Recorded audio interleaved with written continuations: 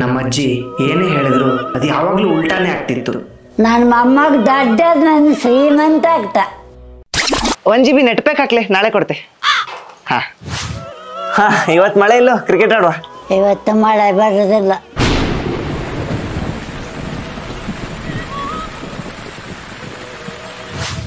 ಹೊಡಿ ಹೊಡಿ ಹೊಡಿ ಹೊಡಿ, ಈ ಕಡೆಯಿಂದ ಬಾ.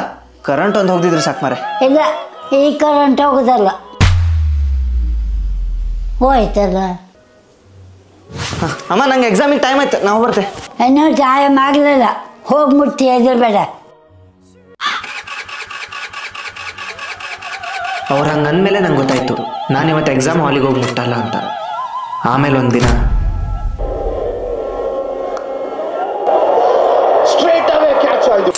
ಅಯ್ಯ, ಇವತ್ತು ನಾವು ಸೋಲ್ತು. ICC Men's T20 Cricket World Cup Champions 2024.